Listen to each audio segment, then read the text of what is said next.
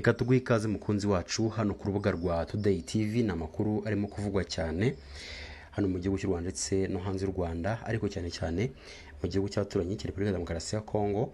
Mbere ko tugezaho amakuru atunguye benshi atugezeho muri kano kanya, reka tugusaba urebe hasi gato ya video urimo kureba, urabona akajambo subscribe kandi ho tugezeho gatoya, urabona akamenyetso kameze nk'inzogerwa kandi nako kugira ngo ujye dukurikira umunsi ku wundi. Umuryango w'iterambere ry'ibihugu byo muri Afurika y'Epfo SADC watangaje ko wamaganye byimazeyo ibitero by'inyeshyamba za M23 byibasiye inkambi ya Mugunga y'abavanywe mu byabo IDP ku itariki 3 Gicurasi 2024 i Goma, bikaba byarateje urupfu rw'abasivile nibura 16 bikomeretsa abasivile nibura 30 nk'uko bigaragara mu itangazo ryashyizwe ahagaragara kuri iki cyumweru tariki ya 5 Gicurasi 2024. Iri tangazo rivuga ko ubutumwa bwa SADC muri Repubulika ya Demokarasi ya Kongo SAMI DRC bwemeje ko ibyo bitero byagize ingaruka ku baturage b'inzirakarengane, abenshi muri bo bakaba ari abagore n'abana.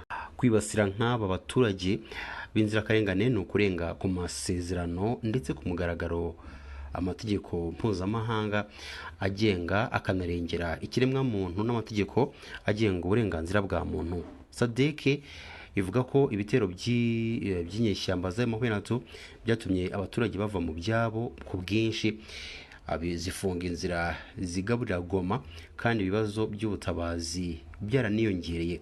Hagati aho rero ngo imihanda minini ijya i Goma ifite akamaro kanini mu rujya n'uruza rw'abantu, ibicuruzwa n'imfashanyo itakiri nyabagendwa kubera amarorerwa y'imitwe yitwaje intwaro, bikabuza cyane kubona serivisi n'ibikoresho bikenewe. SAMI DRC ku bufatanye n'ingabo za Repubulika ya Demokarasi ya Kongo izakora ibikorwa byo guhashya inyeshyamba za M23 no kubungabunga amahoro n'umutekano mu gushyiraho umwuka mwiza ndetse no kurinda abaturage n'ibyabo mu gihe bugarijwe n'ibitero.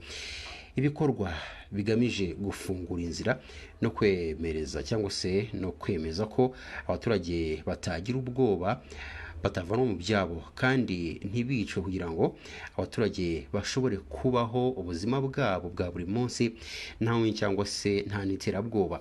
Itangazo rikomeza rivuga ko muri ibyo bikorwa SAMI DRC izubahiriza ingingo z'uburenganzira bwa muntu nk'uko biteganywa n'itegeko cyangwa se n'amategeko agenga amakimbirane n'amategeko mpuzamahanga y'uburenganzira bwa muntu, amasezerano y'umuryango w'abibumbye, amategeko agenga amakimbirane akoreshwamo intwaro, amategeko mpuzamahanga arengera ikiremwa muntu n'amategeko ya Repubulika ya Demokarasi ya Kongo. Byongeye kandi SAMI DRC izakomeza gufatanya n'abafatanyabikorwa batandukanye mu rwego rwo guteza imbere ibikorwa by'ubutabazi n'umutekano muri RDC. Mu gihe uyu muryango ushinja M23 kuba inyuma y'igitero cya bombe cyahitanye abantu benshi mu nkambi y'abavanwe mu byabo i Mugunga, ihuriro rya Alliance Fleuve Congo, aho rero uyu mutwe wa M23 tubarizwa, byashinje ibiro by'ubutegetsi kuba inyuma yabyo, ndetse ibi ribihuza n'abari muri iyo nkambi barimo kwemeza ko baba baratewe igisasu na leta ya RDC. Kuri iyi nshuro reka tukugezeho amakuru agezweho mu gihugu cy'abaturanyi cya Repubulika ya Demokarasi ya Kongo. Murabizi Perezida Tshisekedi amaze iminsi myinshi azenguruka mu bihugu by'Uburayi agira ngo arege u Rwanda kuri ibyo bihugu kugira ngo bifatire u Rwanda ibihano. Ni amakuru arimo kuvugwa cyane, mu by'ukuri abantu benshi barimo gutangaho ibitekerezo, nawe rero turifuza ko utanga ibitekerezo kuri aya makuru. Rero nyuma y'uko uyu mugabo azengurutse muri bihugu, hari amakuru mashyashya y'uko agarutse mu gihugu cy'abaturanyi cya Repubulika ya Demokarasi ya Kongo. Ni igihugu cye n'ubundi ayobora, akigarutsemo mu buryo butari bwitezwe, akigarutsemo by'agataraganya. Turifuza rero kugira ngo umenye ese azanywe n'iki ni ukubera iki avuye mu bihugu yari arimo byihutirwa mu buryo nawe atari yateguye. Ku yindi nkuru nanone turi bugarukeho ni amakuru avuga ko abasirikare b'abofisiye 8 bamaze gukatirwa igihano cy'urupfu nyuma y'uko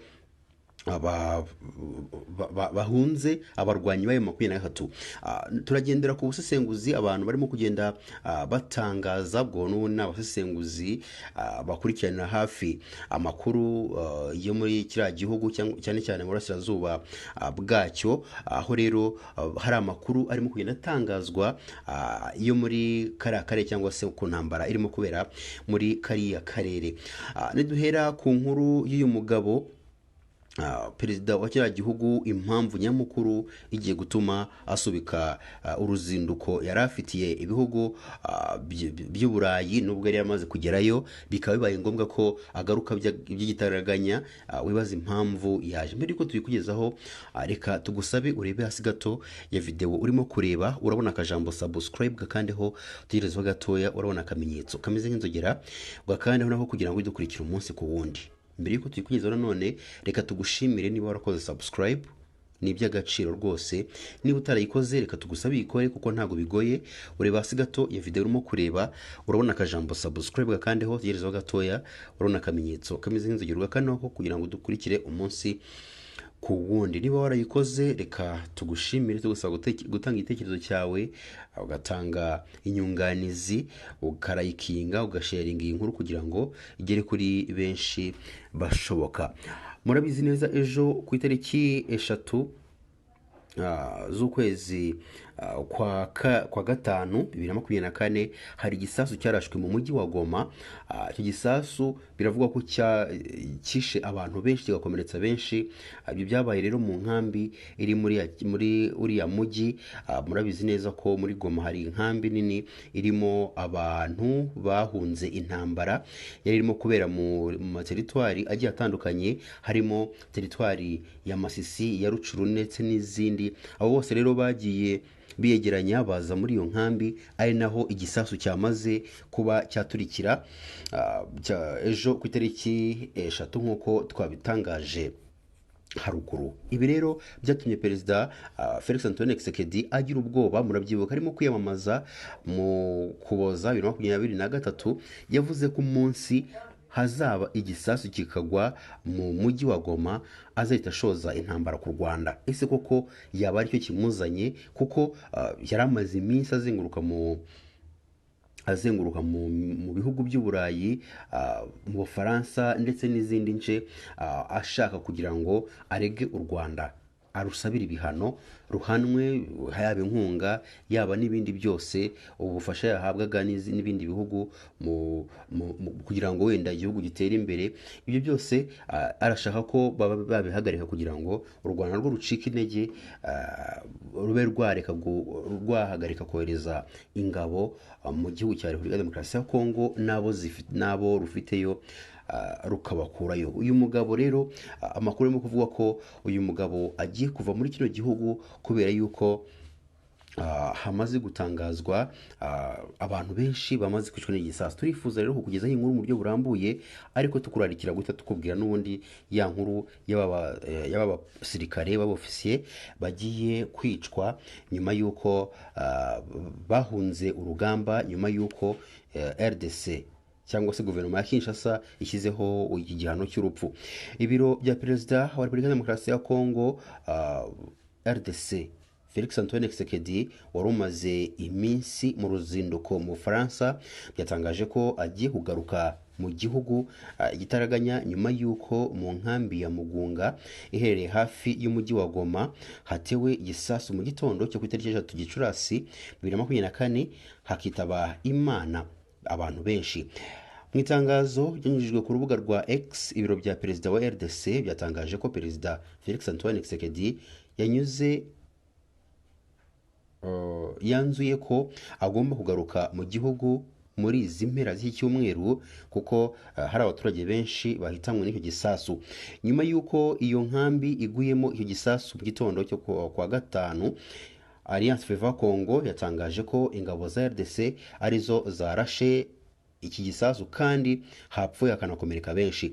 Umuvugizi w'izi ngabo mu ntara ya Kivu y'Amajyaruguru Lieutenant Colonel Njike Kayiko yavuze ko cyarashwe na M23